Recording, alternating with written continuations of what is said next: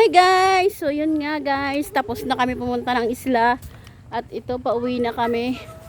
Ayan ang daan. Tapos, yung sila Ate Loretta, nasa kabilang bangka pa. Nagbabiyahe pa lang. Wala pa oh. Uy, pagod. So ngayon, papunta na kami ng sasakyan namin dito sa sa may laki ba to? Kinawan? Kinawan. Sa Kinawan is sila kami. So malayo-layo pa yung lalakbayin namin. Siguro makakarating kami ng Balanga mga mga alas 7 ganyan. 3 hours yung parang 3 hours yung biyahe. Ay, kapagod. Dapat kanina di kami sasama. Usapan na namin nila Mang Ronnie at ni Miss Bago si Singhab. Hindi kami sasama. Yung sasama lang dapat si Mang Ronnie. Kaya lang hindi sila nagsisama. Kaya yun, binalikan ulit kami sa bahay ni Mang Ronnie. Ayun, napasama. Tapos dali-dali na kami nag-impakay. Uwi na. Dali-dali na kami nag-impake. Uy, may nadaanan ng bata dito. Tapos ang daming naiwan naming gamit na hindi kami nakapagdala ng pamalit na pangligo, kung ano yung suot namin. Makikiran. Oh. Tapos ngayon pauwi na. Enjoy naman.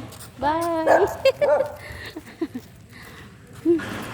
Tapos kanina hindi ako nakapag-vlog kasi nga biglaan guys. Ito yun.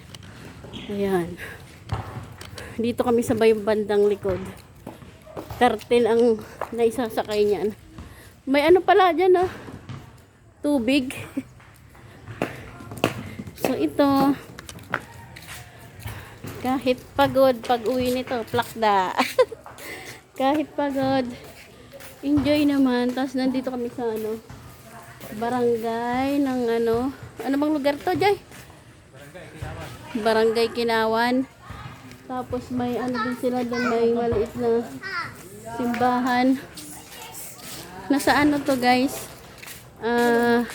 Sobrang layo, parang isla ganon. Tara, pakita ko sa inyo.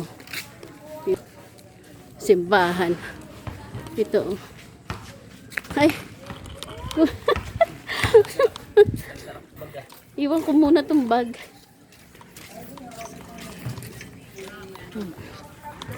Nakakatuwa lang dito guys. Kasi kahit malayo sa baryo, kumbaga parang pinaka na nila to. Ayan, may maliit din silang simbahan. Ayan. Tapos ito yung daycare siguro nila or center.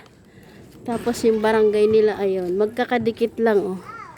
Ang galing no. Tapos yung harapan nito, plaza. Ayan.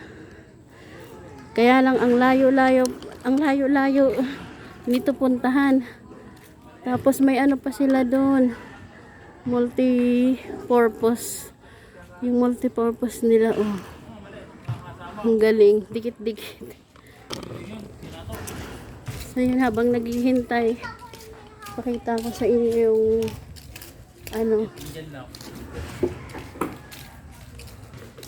pag nagbiyahe dito sobrang tagal. Ay may din pala sila CCTV oh. May CCTV din pala sila dito guys. Nakita niyo yung CCTV na yan? Ay sa likuran ko. Aray ko.